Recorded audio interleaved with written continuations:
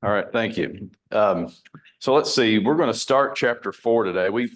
Last week we got almost all the way through chapter 3, but so the last little bit of chapter 3 is very similar to the first part of chapter 4. So I'm going to kind of just maybe hopefully tie those together. One thing is, as I was studying, let me ask you, have you ever looked at something so intently that you have thoroughly confused yourself? I feel like that's where I've been, a little bit here lately. So I went back and I just read through chapter 3 and I was like, oh, okay, it all makes sense again. So I want to just real quickly take in case I've confused all of you all, take a few seconds and just maybe, point out some bullet points that I pulled from chapter 3 just to kind of like get the big picture again. So Paul is making his argument about, or how that faith in Christ is how we have that covenant relationship with God versus, keeping the law or coming to God through the law. And so he starts out by pointing out to the Galatians that they had received the Spirit through hearing with faith. He then goes and he ties that to Abraham, says Abraham was a man of faith. He was made righteous because of his faith. He points out the fact that the true sons of Abraham are people of faith, both Jew and Gentile. And then those true sons receive the blessing of Abraham through Christ, that promise of inheritance. And the inheritance is based on promise, not law, as he points out. And so then he points out how what the law did, it enslaved Israel, and that its intent was to actually lead them to Christ. Remember, we talked about it was a tutor or a custodian. And so now that Christ has come, he's the realization of the promise. And it's through faith in him, and as it points out there, like in 26, 27, maybe, being baptized into him, clothing ourselves with him, that a person belongs to him. So there's this real emphasis on being in Christ. And so that is, as he points out, it all kind of leads to this conclusion I see in verse 29.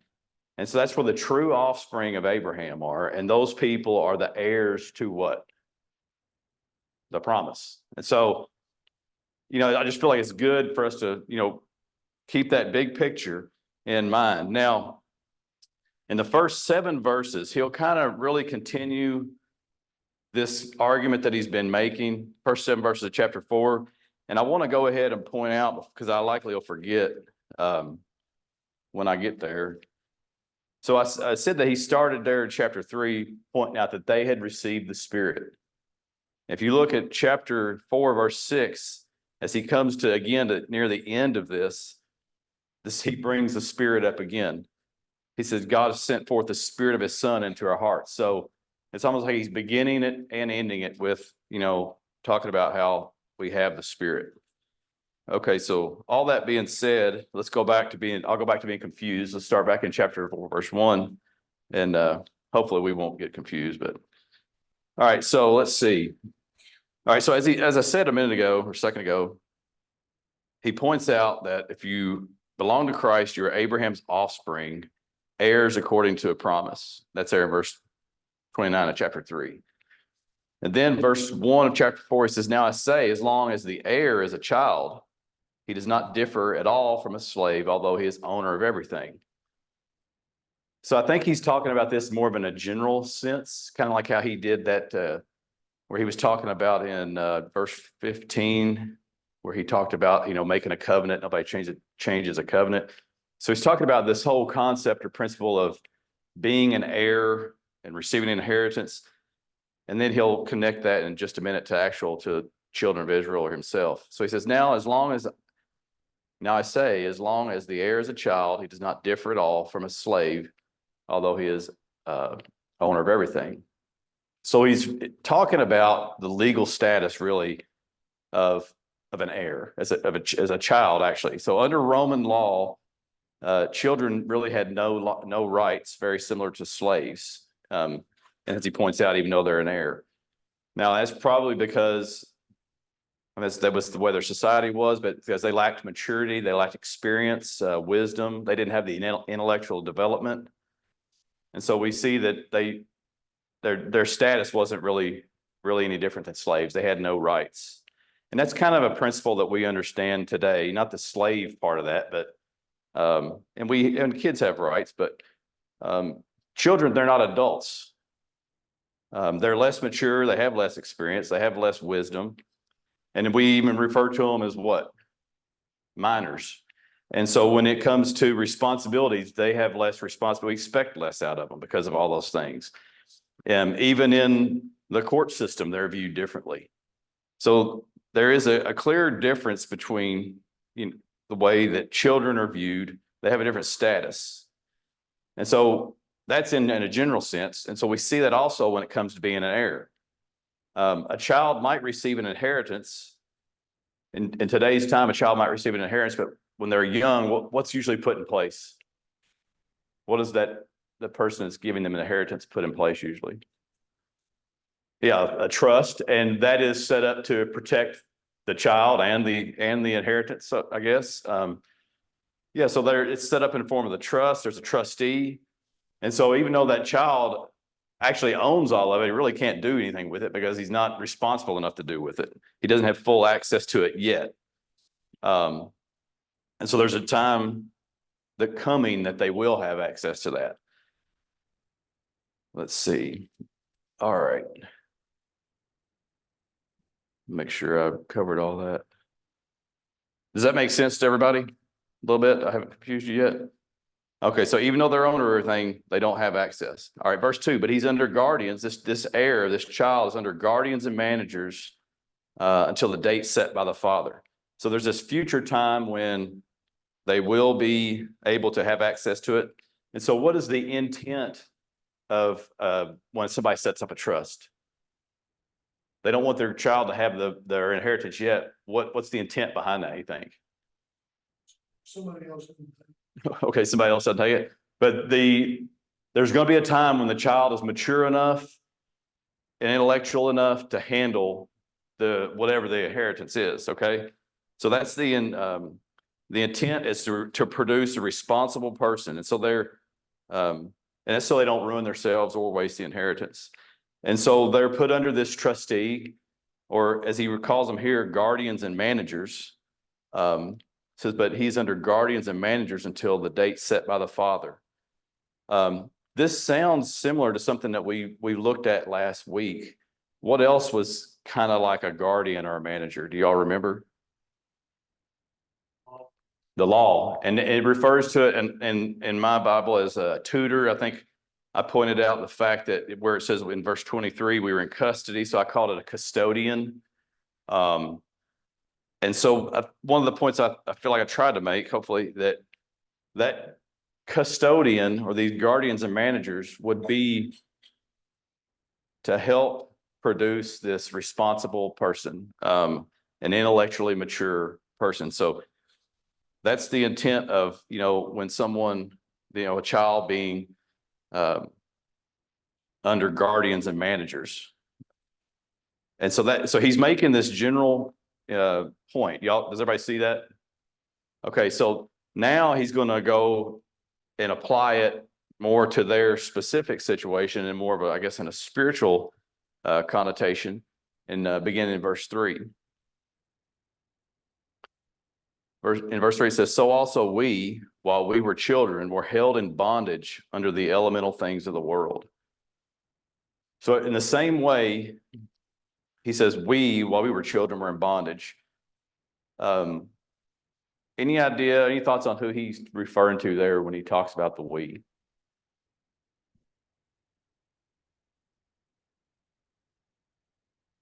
All right. We talked about in chapter 3. I'm going to go ahead and say I kind of feel like he's talking about himself as a Jew and the other Jews, the nation of Israel, because we talked about in chapter 3 that they were under bondage. And what were they under bondage to? They were enslaved to?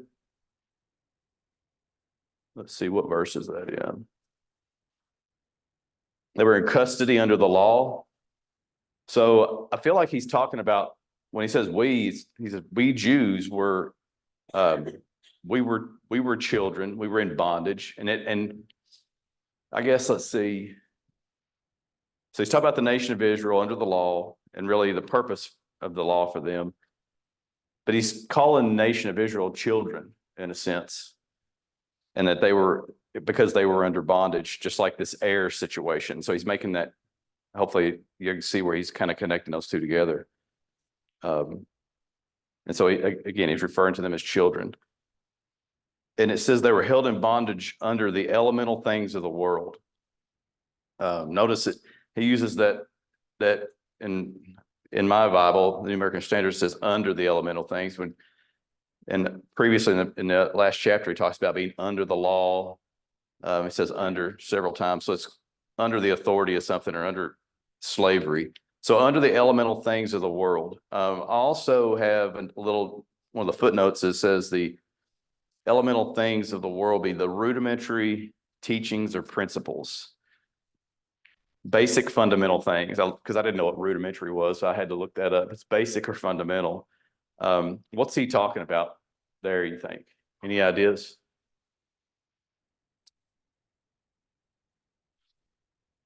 So here's a thought. So when I was about 5 or 6, I went to we all probably did. We started going somewhere. Where was that?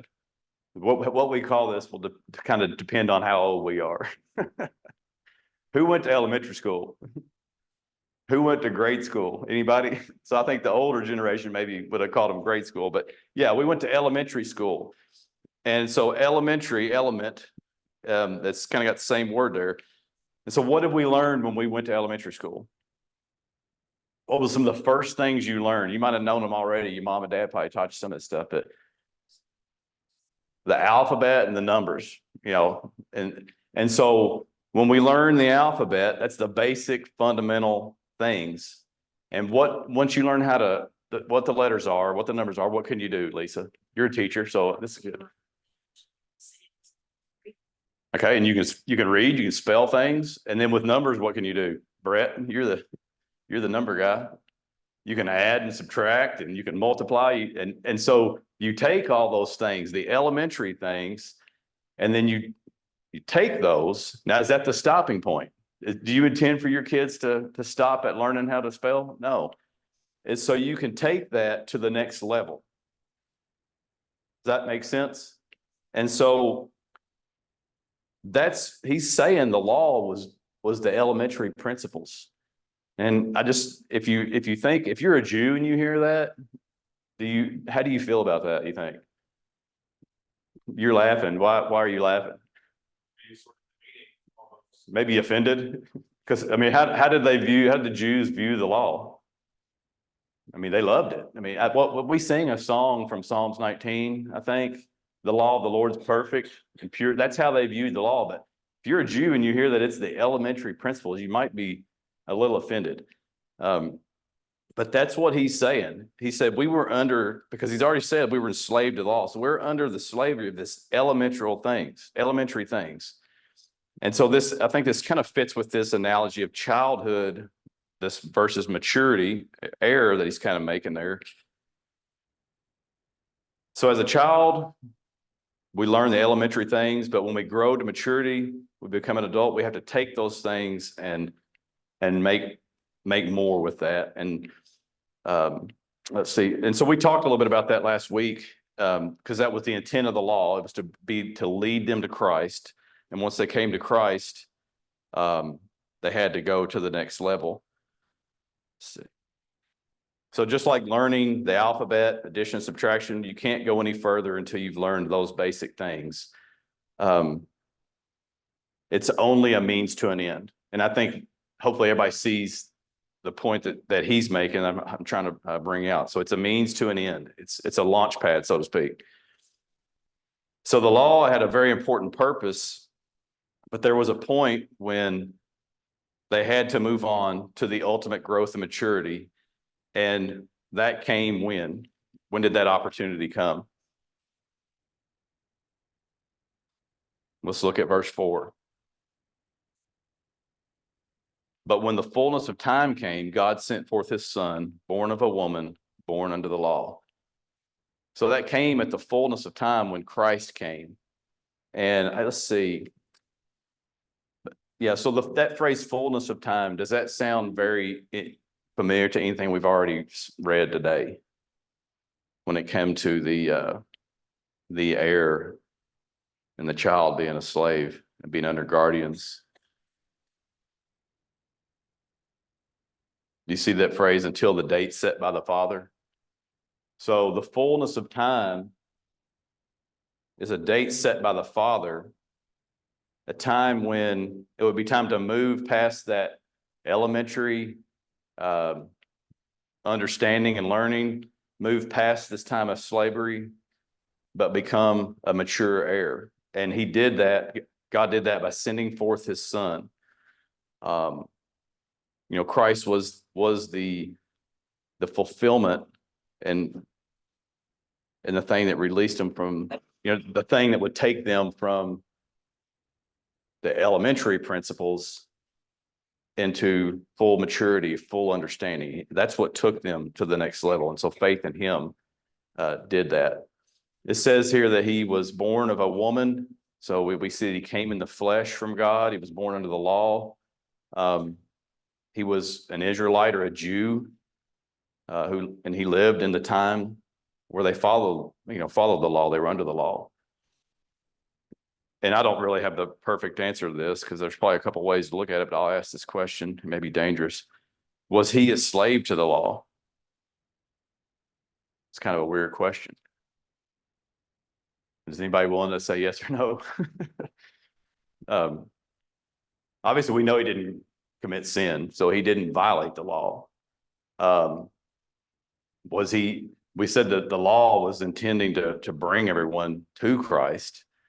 So maybe he was a little bit independent from the law from that standpoint because he was the answer. Any thoughts on that? Maybe I shouldn't ask that question that I don't really have a good answer to, but it's just something to think about. Was he a slave to it like Paul describes himself and the other Jews? Like one thing I think about, Jesus himself said in John 8, the one who sins becomes a slave of sin. And so in the sense that he did not sin, he did not become a slave to sin. But as he said back in verse 4, he was born under the law. So he was certainly responsible to or amenable to the law. Yeah, and I guess that's kind of what I was trying to point out. We know he didn't sin, but because he was under the law, he had to follow the law. And the fact that he did follow the law and was perfect is what made him be the acceptable sacrifice. And so I wanted to ask that just to kind of see what kind of discussion we might get. Any other thoughts on that? I think that's consistent with Philippians 2, where it says that he took the form of a slave. We look at that and we say the form of a slave means just human.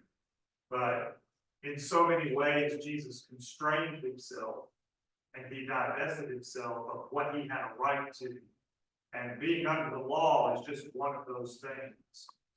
So, you might use the term he enslaved himself, but constrained or limited is probably a better way to put it. Yeah, and he submitted to it.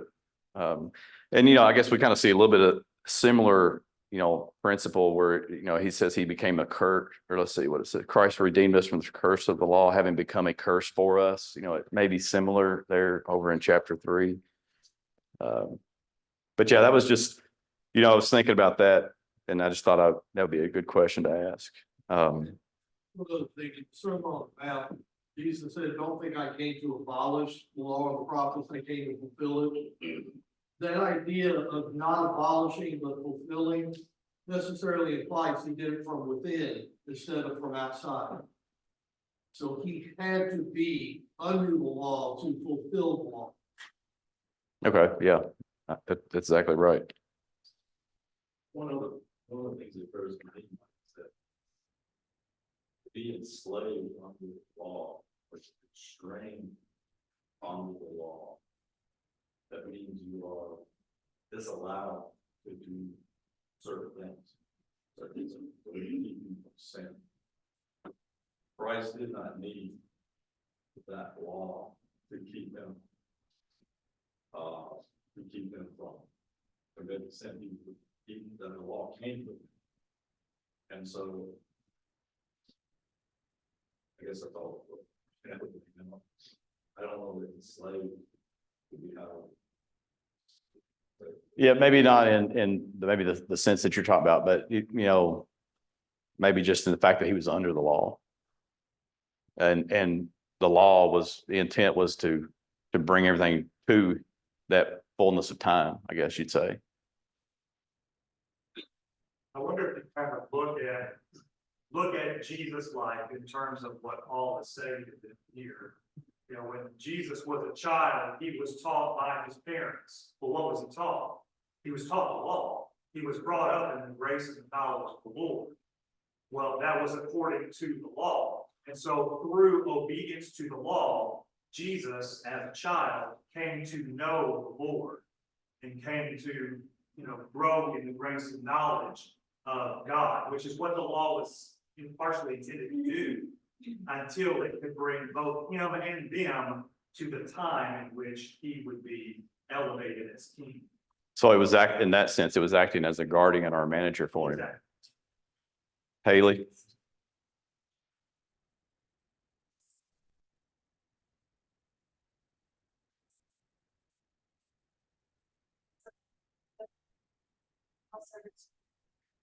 But at the certain choice to say aspect of the aspect of here with them all, stay with their rest of the rest of their lives.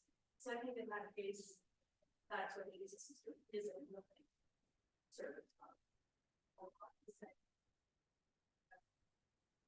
By submitting to it, you're saying he's a servant, and okay, I got you.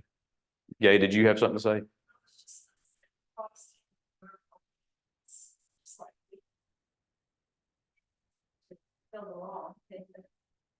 Learn that. Okay, yeah, I would agree with that. And I think, that, again, that kind of goes with what Adam was saying. The law was a guardian to him. And that's, I never thought that my little question would have generated so much discussion. But all right, let's move on. All right, so let's see. So the fullness of time came, God sent forth his son, born of a woman, born under the law, in order that he might redeem those who were under the law, that we might receive adoption as sons. We've seen this phrase, the fact that he redeemed us, in chapter 3, verse 13. What did he redeem us from there? What did he redeem from? Over there was the curse of the law, and here is redeeming from slavery, or from being under the law. So he came that he could buy back those who were in slavery, to free them from slavery. And the result, what is the result of that then, of that redemption? Which is, he's working again towards his main point, I think. What's the last phrase there in verse 5? Yeah, so we could receive the adoption of sons. Those people could be, they were bought back, could be sons of Abraham, so to speak, sons of God. And actually, we'll kind of make that connection right here, so we can receive adoption of sons. Now, let's see. You remember last week I pointed out there was a word that I said that he uses both singularly and plurally. Do you remember what that word was? Anybody? Thank you. One person remember. Seed or offspring, and so he's talking about seed or offspring in a singular sense, being in Christ, being that singular fulfillment of the promise. But then in the plural sense, those offspring are the heirs. Okay, so in this similar way here, he says God sent his son, singular, so that we could become sons. And so there's maybe a little bit of similarity there. And it says, because you are sons, God has sent forth his spirit, the spirit of his son specifically, into our hearts. And this is where I said earlier that he kind of goes all the way back to what he said there in the beginning of chapter 3. They have the spirit. It says, so it's because you're sons, you receive the spirit of his son into our hearts, crying, Abba, Father. All right, so Christ is the son. We are sons. We receive the spirit of God's son. And then Is there any significance to the fact that we can cry, Abba, Father? Have we ever heard that phrase before? Yeah, when? Yeah, Jesus cried that to God in the garden. And so now, because we have his spirit, the same spirit that he has, we have that same availability to the Father that he had. And essentially the words, his prayer can become our prayer. We can pray the same thing. And because we are sons like him and have his spirit, as we see there in verse 7, comes to that same conclusion that he did there at the end of chapter 3. What are we? We're no longer slaves, but we're sons. And if sons, then what? There's a huge significance on being an heir. Because the heirs get what? The inheritance. They receive the promise. And so he's just trying to, I feel like he's building towards the fact that they are heirs through what Christ has done, through their faith in Christ. Let's see. All right, this is similar to, before you tell me Romans chapter 8:14, were you going to say that? This is really building a case that's going to go all the way into chapter 5. And I was looking it up, even though the translators here, I think almost all the translations all have the law. The word "the" is not in Greek. The definite article is not in the Greek. That in itself is not necessarily a compelling argument, from what I'm told, that the article in Greek is somewhat different than in English. But the point that really bears fruit for us to understand is that when Paul is saying under the law or under the law, it's not exclusive to the law of Moses. And that's very important for us today, because a lot of people have this concept that New Testament law just replaced Old Testament law. But Paul's argument is not New Testament law replacing Old Testament law. His argument is the promise superseded because it came before law itself. And so this inheritance, this being adopted sons, is not based on law, it's based on the promise. And as I said, that's going to continue all the way into chapter 5, that concept. So when we see the law, we need to realize it also just means law. Okay. Do you think it could also mean the law as well? I mean, the inclusive in that, I guess? I think as he's writing to Jews, that's their concept of law. Whereas 21st century, our concept of law, is going to be a different perspective. But his argument is just as firm today as it was back then. Okay. Yeah. Let's see. And so maybe, and maybe as we might see here in a minute, elemental things is different for us. It's not the law specifically, maybe. We'll get to that here in a second. And I thought you were going to point out Romans chapter 8:15. That's why I said that. But yeah, so Romans chapter 8:15, I think it's 8 and 15. Find my notes here. 8 and 14 and 15. It kind of speaks to what I think he's talking about there, verse 6 and 7. For all who are being led by the Spirit of God, these are sons of God. For you have not received a spirit of slavery leading to fear again, but you've received a spirit of adoption as sons, by which we cry out, Abba, Father. So, yeah, again, we see that we're able to cry out the same thing that Christ did in the garden because we have his spirit. Any other thoughts on that?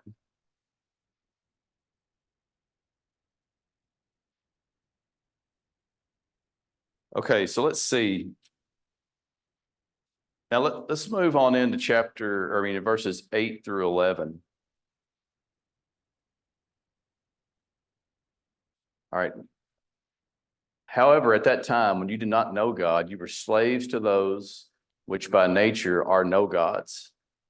But now that you have come to know God, or rather to be known by God, how is it that you turn back to the weak and worthless elemental things to which you desire to be enslaved all over again? You observe days and months and seasons and years. I fear for you that perhaps I have labored over you in vain. So I guess one of the things that I notice initially is, this really reinforces the thought that the Galatians were primarily Gentiles, where he talks about them the time that they did not know God. They weren't in a covenant relationship with God. They would have been, just a bunch of pagans. Let's see, I wrote down Ephesians chapter 2, verse 12 to where it says, remember at that time you were separate from Christ, excluded from the commonwealth of Israel and strangers to the covenant of promise, having no hope and without God in the world. They didn't have a relationship with God. They were heavily involved with idolatry. And so I think that's what he has in mind there when he says you were slaves to that which by nature are no gods. Their gods would have been out of wood and stone or precious metals, and they were nothing more than just objects with no power. All right, now notice that he calls them slaves. I feel like there's some significance in that, because what has he just been talking about in chapter 3 and there in the first part of chapter 4? He's describing the children of Israel as slaves, or children whose legal rights were like those of slaves. And so he's saying here, you Gentiles were slaves too. Your slavery was a different kind, but you were slaves to idolatry, but you're slaves still yet. And so so we see that in this verse, he reminds them who they were. And then when you move on into verse 9, he reminds them of the change that they experienced, and then warns them of the future if they continue down the road that they're on. So it says they did not know God. You were slaves to that which by nature are no gods, but now you have come to know God, or rather to be known by God. So he reminds them, you've come to know God, or to be known by God. Now, let's see, there's a significance here. It's not just an intellectual knowledge of who God is and God knowing who they are, but I think it indicates something more intimate. It's a relationship with God, that covenant relationship. And then more specifically and more importantly, it's about God knowing them. And I say that is because God is the one who has to initiate the relationship. He creates the covenant relationship. And so when it says that they were known by God, it's a bigger deal than just them, coming to God. And, I don't know, just maybe a very silly example is if you have a king in a castle, the subjects can go to the gate all the time to try to seek out a relationship, but it's not until when they can have a relationship with that king. That king has to come out to the gate, open the gate, he comes to them. So he initiates really. And what we see with God is he's always there at the gate, waiting for people to come, I believe. That's just me. Let's see. So this is more of a very intimate knowledge and relationship when it talks about knowing God or God knowing them. So he asked them a question. How are you turning back to weak and worthless elemental things? There in verse 9. How do you turn back again to the weak and worthless elemental things? So we've already talked a little bit about elemental things. And so if you read enough stuff, you get a whole lot of different ideas. And so about what some things mean. So earlier I said I believed he was referring to the law as the elementary principles or elementary ideas. It was intended to equip the Jews till Christ came, and that they were supposed to take those principles and develop into mature, complete people in Christ. But so is that what he's saying here? I guess is the question. And so there's two thoughts that I've read or heard. So the first one, and I'll just let you all choose what you want to, if you like either of these, but so even though the Gentiles had been rescued from the slavery that they were under, being under the slavery to false gods, as it said there, I think in verse 9, they were allowing themselves to be, by following the law, these Jews are coming in trying to force the law, and they were allowing themselves to be subject to slavery again by becoming slaves to the law. That was one of the thoughts that that hurt. So they weren't back in the old form of slavery they in, but they were still back in slavery. But this time they were in slavery to the law. So another thing that I read was that, all right, in that whole pagan and idolatry system, things like the sun and the moon and stars and just nature in general play a big part in idolatry. And so those things would have been a big part of the basic elemental things in that pagan culture. And so with that being said, when it said there in verse 10, you observe days and months and seasons and years. Well, before I get to that, the Gentiles had left that pagan understanding when they came to Christ of, the stars and the cosmos, having any importance from a spiritual standpoint. They left that. But by forcing the law on them, the Gentiles were focusing on days and weeks, or days and months and seasons and years. What are all those? What are days and weeks and months and seasons and years? What are they defined by? Well, we go on the lunar system, I think. That's what makes our calendar up. So they're defined by the calendar. The calendar is largely made up because of the way the moon and the stars and our days begin when what? Sun comes up, sun goes down, it's over. So it's based on all those elements that are very heavily involved in the pagan idolatry. And so by focusing on, the days and the months and the seasons, they go back to putting an emphasis on these elemental things. And so they go back into slavery to that, because that becomes a significant part of what, they're focusing on, because they're trying to do all these days and specifically for the law. And so they're back in slavery.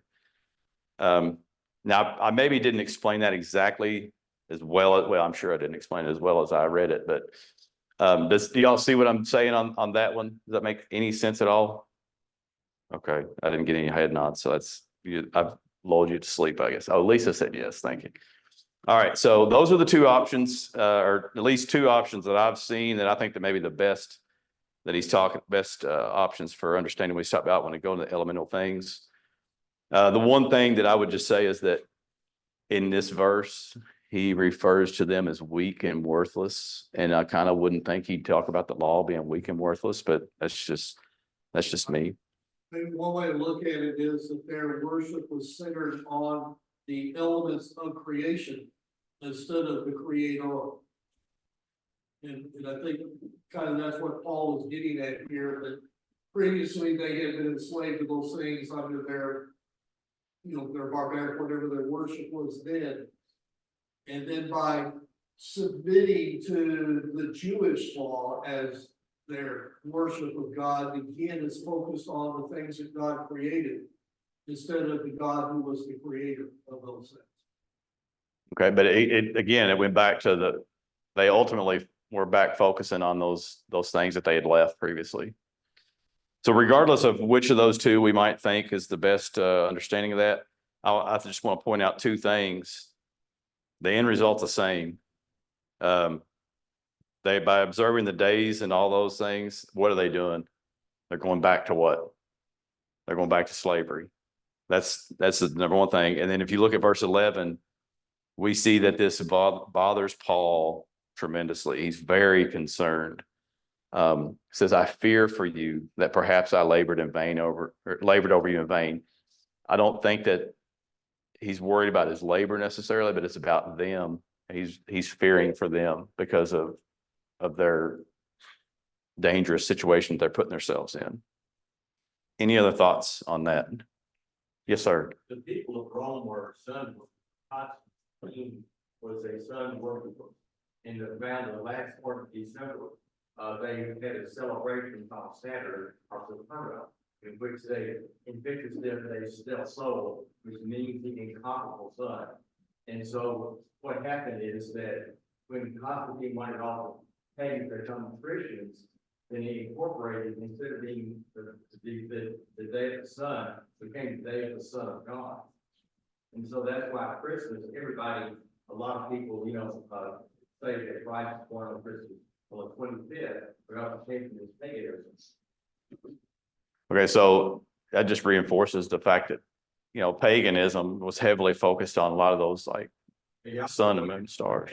They didn't want to become Christians because it meant all the relatives would not go to heaven, so he made up purgatory.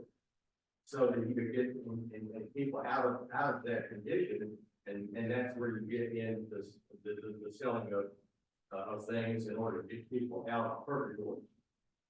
Okay. All right. Thank you for that.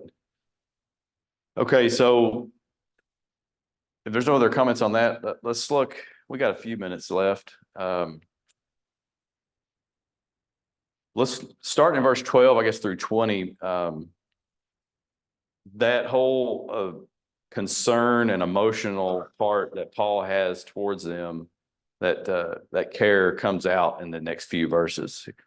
It says, I beg of you, brethren, become as I am, for I also have become as you are. You have done me no wrong. But you know that it was because of bodily illness that I preached the gospel to you the first time. Actually, let's just stop there for a second. He says, become as I am because I have become as you are. Does this philosophy sound similar to anything that Paul has ever said in other places? I think it's 1 Corinthians 19 where he kind of makes that I have become all things to all people for be able to furtherance the gospel. So how had he become like the Galatians? It says, hey, I have become as you are. He's wanting them to come like him. How did he become like the Galatians? Let's see. Look over at chapter 2, verse 19. He said there, it says, for through the law I died to the law that I might live to God. It says that he died to the law. What does that mean, you think? When he says he died to the law. When he became a Christian, he chose to give up that cultural daily practice of the law of Moses, maybe. And so when he did that, he started living like what? And like a Gentile, in a sense, not from the idol worship and things like that, but he no longer lived to the customs of the law. He died to the law. That's, potentially. And so he became like one of them in that way. He became as one of them. And so now the ironic thing in all this is he's telling the Gentiles, stop living like a Jew, live like a Gentile, live like me. Not like a pagan Gentile, but the ones who aren't under the law of Moses. And actually in chapter 2, verse 14, there was somebody else that was living like a Gentile. This isn't the best connotation of it, but who else was living like a Gentile in chapter 2, verse 14? The guy that Paul calls out. Yeah, Peter. He says, if you being a Jew live like the Gentiles and not like the Jews, so he's saying, Peter's living like a Gentile. Now he goes on to like reprimand him because he's, compelling the Gentiles to do the exact opposite. But so Paul's saying, I've done the exact opposite of what Peter did. And so he became like one of them. Another thing we see there in verse 12 of chapter 4 is really, again, it speaks to the personal nature of the relationship that he had. He says, you've done me no wrong. You all have been good to me. And then we see that played out in verses 13 and 14. He brings up how he came to them initially. How did he come to them initially in verse 13?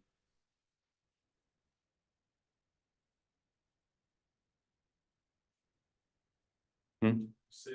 He was sick. Okay. A lot of times we like to focus on what the sickness is, but what do you think it means he came to him because he was sick or bodily ailment? What are some options? what happened every time Paul would go to a city and he would preach the gospel, especially early on? Brett's smiling. I mean, what's so funny? Yeah, he was getting beat up, stoned. And so do you think he had any bodily ailments? Was he sick maybe? Yeah, potentially. So maybe he ended up even presenting, it sounds like maybe he ended up presenting the gospel to them because he wound up that he's traveling somewhere. He's like, I can't make it. I've got to stop. Also, back what do it. A lot of times say, oh, because I'm sick, I can't. I don't feel good, I can't. My back hurts, my leg, whatever. I like those. My back hurts a lot. I know. Stop. All right, so that speaks to his resilience. But so maybe he somehow ended up teaching them the gospel because he just couldn't make it to wherever he was going. And so maybe that's what it means when it says because of bodily ailment. Like I said, we a lot of times want to worry about what that was, but we see that maybe that's why. So that's how they even preached the gospel to him the first time. And so that kind of shows it wasn't even really planned. It just kind of happened. And it says there in verse 14, and that which was a trial to you in my bodily condition, you did not despise or loathe. You received me as an angel of God, as Christ Jesus himself. So it's interesting, his condition was somehow a trial for them, which I just find that kind of fascinating. I mean, we don't, who knows what that problem was, who knows what the condition was, but it caused them some kind of trial or stress. But how did they handle that? Did they handle it? Did they look at him the way that the Corinthians looked at him? No, because the Corinthians looked at his demeanor and his stature, and they kind of like looked down on him, if you recall.